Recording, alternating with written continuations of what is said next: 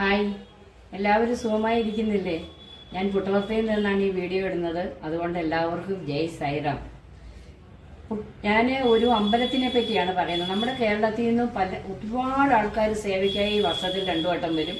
അല്ലാതെ സ്വാമിയുടെ ദർശനത്തിന് വേണ്ടി വരുന്നുണ്ടല്ലോ. നിങ്ങൾക്ക് എല്ലാവർക്കും വേണ്ടിയാണ് ഞാൻ ഈ വീഡിയോ ഇടുന്നത്. കാരണം ഈ പുട്ടവർത്തയിൽ നിന്നും ഒരു 43 കിലോമീറ്റർ ദൂരം മാറി ഖദിരി എന്ന സ്ഥലത്ത് ഒരു നരസിംഹസ്വാമിയുടെ അമ്പലമുണ്ട്. അത് നമ്മൾ തിരുപ്പതി ഭഗവാന്റെ അമ്പലം എങ്ങനെയാണ് അതുപോലെ തന്നെ വളരെ പ്രശസ്തമായ പുരാതന കാലത്തുള്ള ഒരു അമ്പലമാണത്. അത് ഇവിടുന്ന് ഒരു 43 കിലോമീറ്റർ ഉണ്ട്. ഇവിടെ കർണാടക നാഗപ്പള്ളിയിൽ നിന്ന് ഓരോ മണിക്കൂർ ഇടവിട്ട് എപ്പോഴും ബസ് സർവീസുകളുണ്ട്. ഒരു 50 രൂപ 55 രൂപയേ ഉള്ളൂ ഒരാൾക്ക് അങ്ങോട്ട് പോകാൻ വേണ്ടി. അത് അമ്പലത്തിന്റെ മുമ്പിൽ തന്നെ ബസ് എത്തുകയും ചെയ്യും.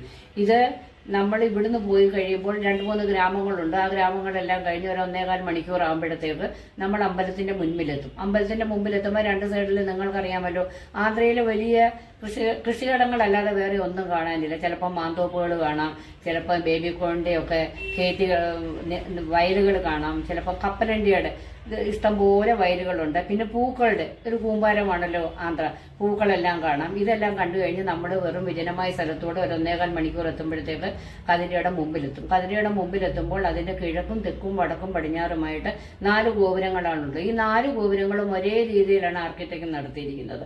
ഒരേ രീതിയിലുള്ള കൊത്തുപണികളാണ് അതിനകത്തുള്ളത്. പിന്നെ ഈ അമ്പലത്തിന്റെ മാഹാത്മ്യം, നമ്മൾ അകത്തോട്ട് കയറുമ്പോൾ താഴെ മുഴുവനും വലിയ വലിയ കരിങ്കൽ കഷ്ണങ്ങളാണ് നിരപ്പാക്കി അവരിട്ടിരിക്കുന്നത്. ഈ കരിങ്കൽ പാതയിൽ കൂടാണ് നമ്മൾ അമ്പലത്തിനകത്തോട്ട് കയറുന്നത്. അമ്പലത്തിനകത്തോട്ട് കയറുമ്പോൾ ശനിയാഴ്ച ദിവസങ്ങളിൽ അവിടെ ഭയങ്കര ലൈനായിരിക്കും. ഈ ശനിയാഴ്ച ഞങ്ങൾ പോയപ്പോൾ ഒരു 11 മണിക്ക് അവിടെ എത്തിയിട്ട് 3 മണി വരെ ഞങ്ങളുടെ കൂടെ ഉള്ളവർ ദർശനത്തിന് വേണ്ടി ലൈൻ നിന്നു. പക്ഷെ ഒരു 100 രൂപ കൊടുത്താൽ VIP ലൈനിൽ കയറിയാൽ പെട്ടെന്ന് നമുക്ക് ദർശനം കഴിഞ്ഞ് തിരിച്ചെത്താവുന്നതാണ്. അതുപോലെ ഞങ്ങളുടെ കൂടെ വന്ന പലരും 4 മണിക്കൊക്കെയാണ് അവർ വെളിയിൽ വന്നത്. ഈ അമ്പലത്തിന്റെ കൺസ്ട്രക്ഷൻ നടന്നത് വിജയനഗര വില്ലേജിലുള്ള കൃഷ്ണദേവരാജാവ് ആണ് ഈ അമ്പലം ആദ്യമായിട്ട് പണി കഴിപ്പിച്ചത്. ഇതിന്റെ പണികളെല്ലാം തീർത്തത് രംഗനായിഡു എന്ന ഒരു കൺസ്ട്രക്ഷൻ ഉള്ള ആൾക്കാരാണ് ഇത് നടത്തിയത്. നമ്മളിപ്പോൾ അവിടെ ചെല്ലുമ്പോൾ തന്നെ ഇത് ഏതാണ്ട് ഒരു 10-11 സെഞ്ചുറിയിലാണ് ഇതിന്റെ പണി തുടങ്ങിയത്. 14 സെഞ്ചുറി ആയപ്പോഴത്തേക്കാണ് ഇതിന്റെ പണി പൂർത്തിയായിട്ട് തീർന്നത്. കാരണം മുഴുവനും കരിങ്കലിലുള്ള ഒരു അമ്പലമല്ലേ, അതിലെ കൊത്തുപണികൾ അതിവിശിഷ്ടമായിട്ടുള്ളതാണ്. നമ്മളിപ്പോൾ അമ്പലത്തിനകത്തോട്ട് പോകുമ്പോൾ ലൈൻ നിൽക്കാനായിട്ട് ഇഷ്ടംപോലെ അവരവിടെ ഇങ്ങനെ വരിയായിട്ട് ആൾക്കാരെ നിർത്തും. അത് തൂണിട്ടിട്ടുണ്ട്. അതിൽ നിന്ന് നമുക്ക് സുഖമായിട്ട് അവിടെ ലൈൻ നിന്ന് നമ്മൾ അകത്ത് കയറി കഴിഞ്ഞാൽ അവിടെ ഈ കൃഷ്ണദേവരാവുവിന്റെ ഒരു വലിയ പ്രതിമ അവിടെയുണ്ട്. ആ പ്രതിമ കഴിഞ്ഞ് അകത്തോട്ട് കയറിയാൽ ഉടൻ 2 സൈഡിലും തിരുപ്പതി ഭഗവാന്റെ 2 വിഗ്രഹങ്ങളാണുള്ളത്. അതും കഴിഞ്ഞ് ഉള്ളിലോട്ട് കയറുമ്പോഴാണ് നമ്മുടെ നരസിംഹമൂർത്തിയുടെ വിഗ്രഹമുള്ളത്. ആ വിഗ്രഹത്തിൽ നമുക്ക് സുഖമായി നിന്ന് കണ്ടു തൊഴാൻ നല്ല അവസരങ്ങൾ കിട്ടും. കാരണം അത് തുറന്ന ഒരു അമ്പലമാണ്, വലിയ കഥകാണ്. അത് നമുക്ക് നല്ലതുപോലെ ദർശനം നടത്താം. നമ്മൾ ഈ കൊണ്ടുപോകുന്ന സാധനങ്ങൾ മാലിയായാലും പൂവായാലും എല്ലാം തിരുമേനി മേടിക്കും. അത്രയും സമയം നമുക്ക് കിട്ടും. അത് കഴിയുമ്പോൾ അവിടെ തട്ടത്തിൽ പൈസ ഇടുമ്പോൾ ആ ദീപം തൊട്ട് നമുക്ക് തൊഴാനുള്ള പിന്നെയും നമുക്ക് സമയം കിട്ടും. അത് കഴിയുമ്പോൾ നമ്മളെ അവർ ചന്ദനം തൊടിക്കും. ഇത്രയും സമയം കൊണ്ട് നമുക്ക് ഭഗവാനോട് കാര്യങ്ങൾ പറയുകയും ചെയ്യാം, നല്ലതായിട്ട് നിന്ന് തൊഴുകയും ചെയ്യാം. സത്യത്തിൽ തിരുപ്പതിയിലെ കൂട്ടൊന്നുമല്ല, പിടിച്ച് തെള്ളുകയോ അല്ലെ മാറിപ്പോന്ന് പറഞ്ഞ് നമ്മളെ പിടിച്ച് വെളിയിലോട്ടാക്കുകയോ ഒന്നും ചെയ്യില്ല. എത്ര വലിയ തിരക്കാണെങ്കിൽ പോലും നമുക്ക് സമാധാനമായും ശാന്തമായും അവിടെ നിന്ന് ഭഗവാന്റെ പൂർണ്ണ രൂപം നമ്മൾക്ക് കണ്ട് നമുക്ക് തിരിച്ചു വരാനുള്ള ഒരു അവസരം ആ അമ്പലത്തിൽ മാത്രമേ ഞാൻ ഈ അടുത്തിടയിൽ കണ്ടിട്ടുള്ളൂ. അത് കഴിഞ്ഞ് നമ്മൾ നെക്സ്റ്റ് വാതിൽക്കൽ കൂടെ അകത്തോട്ട് പോകുമ്പോൾ അവിടെ ലക്ഷ്മി ദേവിയുടെ പ്രതിഷ്ഠയാണുള്ളത്. അവിടെ ലക്ഷ്മി ദേവിയുണ്ട്. അവിടെയും നമ്മൾക്ക് നല്ലതുപോലെ തൊഴാം. അവിടെ തിരുമേനിയുണ്ട്. അവർ നമുക്ക് കുങ്കുമം കൊണ്ട് ഗോപി തൊടിയിക്കും. നമുക്ക് ദക്ഷിണയിടാം. കണ്ടു തൊഴുത് നമുക്ക് പുറത്തിറങ്ങാം. ഈ കരിങ്കല്ലിൽ കൊത്തിയെടുത്ത ഈ അമ്പലത്തിന് ഭയങ്കര ചരിത്ര പ്രാധാന്യമുള്ള ഒരു അമ്പലമാണ്. അവിടുത്തെ ഉത്സവം ഈ മാർച്ച് 13-ാം തീയതി പൗർണമി ദിവസത്തിലാണുള്ളത്.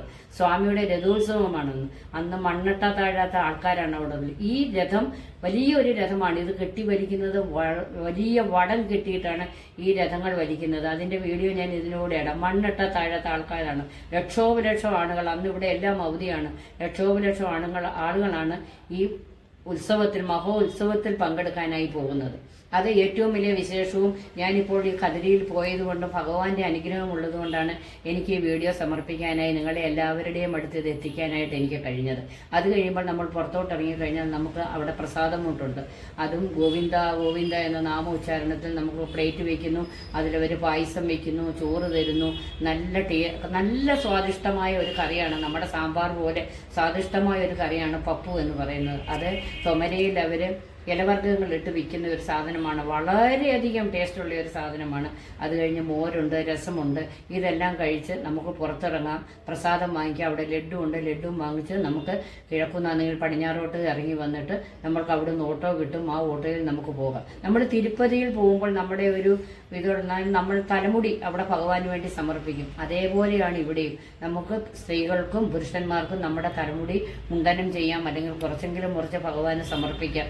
ഇതും അവിടെ ചെയ്യാം. അതുപോലെ അവിടെ വരുന്നവരെല്ലാം അരിയും ഈ തൊമര, പയറ്, ഇങ്ങനെയുള്ള സാധനങ്ങൾ, പച്ചക്കറികൾ, കൂടുതലായി ശർക്കര എല്ലാവരും അവിടെ കാണിക്കയായി ആ ഭണ്ഡാരത്തിലിടാറുണ്ട്. അതാണ് കതിരി ഭഗവാന്റെ ഏറ്റവും വിശേഷമായത്. ഈ ഉത്സവം അടുത്തു വരുന്ന ഈ ദിവസങ്ങളിൽ ഭഗവാന് വേണ്ടി ഇത്രയും പറയാനായി എന്നെ അനുഗ്രഹിച്ച നരസിംഹസ്വാമിക്ക് കോടാനുകോടി പ്രാർത്ഥന ഞാൻ ആ തൃപ്പാദങ്ങളിൽ ഞാൻ അർപ്പിക്കുകയാണ്. അതുപോലെ തന്നെ അവിടെ നിന്ന് നിങ്ങൾക്ക് സമയമുണ്ടെങ്കിൽ അവിടെ നിന്നും കുറച്ച് മുന്നോട്ട് പോകുമ്പോൾ അവിടെ തിമ്മമ്മമാരി എന്ന് പറയുന്ന ഒരമ്മയുടെ ഒരു അമ്പലമുണ്ട്. ആ അമ്മ വളരെ പ്രസിദ്ധമായ ഒരമ്പലമാണ്. അത് കൂടുതൽ ആൾക്കാർക്ക് അറിയില്ല. എന്നാലും ഞാൻ 15 വർഷം മുമ്പേ ഞാൻ അവിടെ പോയിട്ടുണ്ട്. ഇപ്പോൾ ഈ അടുത്ത സമയത്ത് ഞാൻ അവിടെ പോയിരുന്നു. അവിടെയും ഓട്ടോ ഫെസിലിറ്റീസ് ഉണ്ട്, ബസ്സുണ്ട്. നമ്മളവിടെ പോയി കഴിഞ്ഞാൽ അവിടെ ഒരു അമ്മയുണ്ടായിരുന്നു. ആ അമ്മയുടെ ഭർത്താവ് കുഷ്ഠരോഗം പിടിച്ച് ഭർത്താവ് മരിച്ചു കഴിഞ്ഞപ്പോൾ അമ്മ ഒറ്റയ്ക്കായി. അമ്മ അവസാനം ഭർത്താവ് മരിച്ചതോടെ അമ്മയും സ്വയം ആത്മത്യാഗം ചെയ്യുകയാണുണ്ട്. സതിയായി അമ്മ മാറുകയാണ് ചെയ്തത്. ആ അമ്മ ദഹിച്ച ആ സ്ഥലത്ത് നിന്നും ഒരാൽവൃക്ഷം പൊങ്ങിയിട്ട് ആ ആൽവൃക്ഷം ഇന്ന് 5 ഏക്കർ സ്ഥലത്താണ് വ്യാപിച്ചു കിടക്കുന്നത്. നമ്മൾ വിചാരിക്കും 5 ഏക്കർ സ്ഥലത്ത് ഓരോരോ ആല് കൊണ്ട് നട്ടതാണെന്നല്ല. അതാണ് അതിന്റെ പ്രാധാന്യം. ആ ഒരേ ആൽമരത്തിന്റെ വേരിൽ നിന്നാണ് ഈ 5 ഏക്കർ സ്ഥലത്തുമുള്ള ഈ ആൽമരം വ്യാപിച്ചു കിടക്കുന്നത്. നമുക്കതിൽ തൊടാനോ തൊട്ടു തൊഴാനോ ഒന്നും നമുക്ക് അധികാരമില്ല. നേരെ അവിടെ വന്ന കുട്ടികളും എല്ലാവരും അത് ആ സ്ഥലങ്ങളെല്ലാം ഒത്തിരി വൃത്തികേടാക്കുന്നതെന്ന് പറഞ്ഞത് കമ്പിവേലി കൊണ്ട് മൂടി വെച്ചിരിക്കുകയാണ്. നമുക്ക് ദൂരെ നിന്ന് കാണാനേ പറ്റത്തുള്ളൂ. ഒരു വീഡിയോ എടുക്കാനോ ഒരു ഫോട്ടോഗ്രാഫിയോ ഒന്നും അവിടെ അലൗഡല്ല. 10 രൂപ കൊടുത്ത് പാസ് എടുത്തു കഴിഞ്ഞാൽ അമ്മയുടെ വീടായ ആ സ്ഥലത്ത് അമ്മയുടെ അമ്പലമുണ്ട്. അമ്പലത്തിൽ ദർശനം നടത്തി നമുക്ക് തിരിച്ചു വരാം. പിന്നെയും അവിടെയുള്ള ഒരു ഐതിഹ്യം എന്ന് പറഞ്ഞാൽ നമുക്ക് സന്താനയോഗമില്ലെങ്കിൽ നമ്മൾ അമ്മയുടെ അടുത്ത് നിന്ന് ഭാര്യയും ഭർത്താവും ഒന്നിച്ച് അമ്മയുടെ തിരുസന്നിധിയിൽ പോയി പ്രാർത്ഥിച്ചു കഴിഞ്ഞാൽ നമുക്ക് സന്താനയോഗം ഉണ്ടാകും എന്നുള്ളതിന് യാതൊരു സംശയവുമില്ല. ഇത് ഗിന്നീസ് ബുക്ക് റെക്കോർഡിൽ വന്ന ഒരു കഥയുമാണ്, ഒരമ്പലവുമാണ്. അതുകൊണ്ട് ഈ 2 അമ്പലങ്ങളും തീർച്ചയായും നിങ്ങൾ വരുമ്പോൾ ഈ 2 അമ്പലങ്ങളും ദർശനം നടത്തിയ ശേഷം മാത്രമേ നിങ്ങൾ പോകാവുള്ളൂ. സ്വാമിയുടെ, നരസിംഹസ്വാമിയുടെയും അമ്മയുടെയും എല്ലാ അനുഗ്രഹങ്ങളും നിങ്ങൾ എല്ലാ ഭക്തന്മാരിലും ഉണ്ടാകട്ടെ എന്ന് പ്രാർത്ഥിച്ചുകൊണ്ട് ഞാൻ ഈ വീഡിയോ ഇവിടെ അവസാനിപ്പിക്കുന്നു.